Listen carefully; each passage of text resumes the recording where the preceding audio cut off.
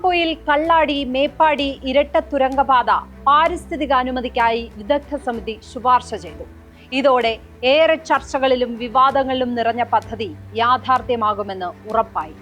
വികസനം, പരിസ്ഥിതി, പ്രാദേശിക ജനത, ഈ മൂന്ന് ഘടകങ്ങളും അസാധാരണമായി യോജിപ്പിലെത്തുന്ന പദ്ധതിയാണ് ആനക്കാംപൊയിൽ തുരങ്കപാത. സിൽവർ ലൈൻ പദ്ധതിയെ CPIM ഒഴികെ ഏറെക്കുറെ എല്ലാ പാർട്ടികളും എതിർത്തെങ്കിൽ തുരങ്കപാതയുടെ കാര്യത്തിൽ പാർട്ടികളെല്ലാം ഒറ്റക്കെട്ടാണ്. അത്യപൂർവം ചില നേതാക്കൾ മാത്രമാണ് പദ്ധതിയെ എതിർത്ത് രംഗത്ത് വന്നത്. അതുപോലും ദുർബലമായ വിയോജിപ്പുകളായിരുന്നു. കുടിയേറ്റ ജനതയുടെ ദീർഘകാലമായുള്ള ആവശ്യം എന്ന നിലയിലാണ് അസാധ്യം എന്ന് തോന്നിയിരുന്ന പാതയ്ക്ക് അനുമതി കിട്ടിയത്. വനത്തിനടിയിലൂടെ തുരങ്കം കടന്നു പോകുന്ന പദ്ധതി ആരംഭിക്കാൻ ഇനി സാങ്കേതികമായ ചില നടപടികൾ മാത്രമാണ് ബാക്കി. സ്പോട്ട്ലൈറ്റിലേക്ക് സ്വാഗതം. വയനാട് ഇരട്ട തുരങ്കപാത യാഥാർത്ഥ്യമാകുമ്പോൾ ഇടുക്കി പദ്ധതിയാണ് ഇതിനു മുമ്പ് സർവ്വസമ്മതമായി കേരളത്തിൽ നടപ്പിലാക്കിയ വൻകിട പദ്ധതി. 50 വർഷം മുമ്പ് ഇടുക്കി പദ്ധതിയുടെ കാലത്ത് ഉണ്ടായിരുന്ന അന്തരീക്ഷമല്ല ഇപ്പോൾ. പിന്നീട് അതേ മട്ടിൽ ശുപാർശ ചെയ്ത സൈലന്റ് വാലി പദ്ധതി നടപ്പാകാതെ പോവുകയും ചെയ്തു. വയനാട്ടിലെ ആനക്കാംപൊയിൽ മേപ്പാടി തുരങ്കപാത പലതുകൊണ്ടും ചരിത്രമാണ്. ആനക്കാംപൊയിലിൽ നിന്ന് 22 കിലോമീറ്റർ സഞ്ചരിച്ച് മേപ്പാടിയിൽ എത്താവുന്നതാണ് പാത. നിലവിൽ 40 കിലോമീറ്ററാണ് ദൂരം. മലപ്പുറത്ത് നിന്നും കോഴിക്കോട് നിന്നും കർണാടകയിലേക്കുള്ള ദൂരം ഇത് യാഥാർത്ഥ്യമാകുന്നതോടെ ഗണ്യമായി കുറയും. ഭരണ പ്രതിപക്ഷ കക്ഷികളെല്ലാം ഈ പദ്ധതിക്ക് ഒപ്പമായിരുന്നു. താമരശ്ശേരി ചുരം വഴിയുള്ള യാത്ര ഉയർത്തുന്ന വെല്ലുവിളികൾക്കുള്ള ബദലാണ് ഈ തുരങ്കപാത. ഒരു വാഹനത്തിന് തകരാറുണ്ടായാൽ തന്നെ നിലവിൽ ചുരത്തിൽ ഗതാഗതം നിശ്ചലമാകും. 4 വരി തുരങ്കപാത നിർമ്മിക്കുന്നതോടെ ബദൽ സാധ്യതയാണ് തെളിഞ്ഞു വരുന്നത്. തത്വത്തിൽ എല്ലാവരും അംഗീകരിക്കുമ്പോഴും പാരിസ്ഥിതികാനുമതി ലഭിക്കുമോ എന്നതായിരുന്നു വെല്ലുവിളി. കർശനമായ 60 നിബന്ധനകളോടെയാണ് ഇപ്പോൾ പദ്ധതിക്ക് അനുമതി നൽകിയിരിക്കുന്നത്. സംസ്ഥാനതല വിദഗ്ധ സമിതിയും പദ്ധതി നടപ്പാക്കും മുമ്പ് സ്വീകരിക്കേണ്ട നടപടികൾ നിർദ്ദേശിച്ചിരുന്നു. 2043 കോടി 74 ലക്ഷം രൂപയാണ് പദ്ധതിയുടെ നടത്തിപ്പ് ചെലവ്. സംസ്ഥാനത്തെ ഒരു റോഡ് പദ്ധതിയുടെ ഏറ്റവും ഉയർന്ന ചെലവാണിത്. 34.1 ഹെക്ടർ വനഭൂമിയുടെ അടിയിലൂടെയാണ് തുരങ്കം കടന്നുപോകുന്നത്. 0.2 ഹെക്ടർ മാത്രമാണ് റോഡ് നിർമ്മിക്കാനായി നേരിട്ട് ഏറ്റെടുക്കുന്ന വനം. ഇതിനു പകരമായി 17.26 ഹെക്ടർ സ്ഥലത്ത് പുതിയതായി വനം വച്ചുപിടിപ്പിക്കാനും ശുപാർശയുണ്ട്.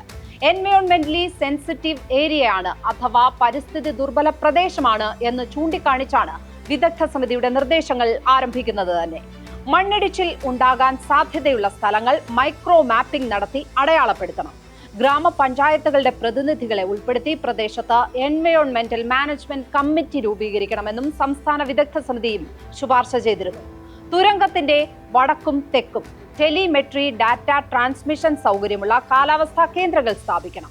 ഗ്രൗണ്ട് വൈബ്രേഷൻ മോണിറ്ററിംഗ് സ്റ്റേഷനുകൾ 1 അല്ല 4 എണ്ണം വേണം എന്നാണ് മറ്റൊരു നിർദ്ദേശം. മണ്ണിലുണ്ടാകുന്ന ചെറിയ ചലനങ്ങൾ പോലും അപ്പോൾ അറിയാൻ കഴിയുന്ന സംവിധാനമാണിത്. നിർമ്മാണം നടക്കുമ്പോൾ പ്രദേശത്ത് കുലുക്കം അനുഭവപ്പെടരുത് എന്ന പ്രത്യേക നിർദ്ദേശവുമുണ്ട്. കുലുക്കം ഉണ്ടാകാത്ത വിധം തുരങ്കം നിർമ്മിക്കാനുള്ള സാങ്കേതിക വിദ്യ ഉപയോഗിക്കണം. പ്ലാസ്മ ബ്ലാസ്റ്റിംഗ് അല്ലെങ്കിൽ ഓസ്ട്രിയൻ ടണലിംഗ് രീതി ഉപയോഗിക്കണം. ഇത് രണ്ടുമല്ലെങ്കിൽ ടണൽ ബോറിംഗ് മെഷീൻ ഉപയോഗിക്കണം. അപ്പൻ കാപ്പ് ആനത്താര നിർമ്മിക്കേണ്ട ഉത്തരവാദിത്വവും സംസ്ഥാന സർക്കാരിനാണ്.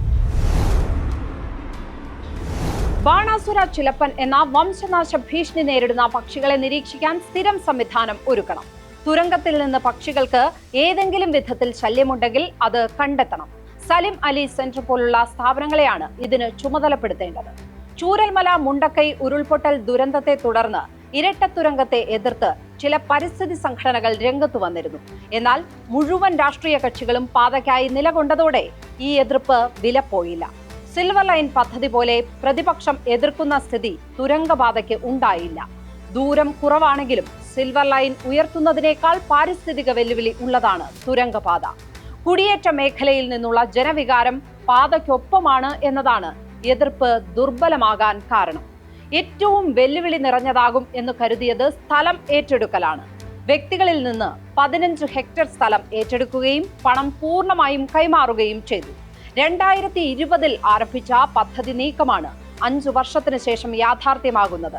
1ാം പിണറായി വിജയൻ സർക്കാരിന്റെ കാലത്ത് തന്നെ പദ്ധതിക്കായി കിഫ്ബി 658 കോടി രൂപ അനുവദിക്കുകയും ചെയ്തിരുന്നു.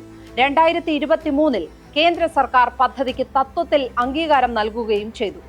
അപ്പോഴും സംശയത്തിൽ നിന്നത് പാരിസ്ഥിതിക അനുമതിയായിരുന്നു.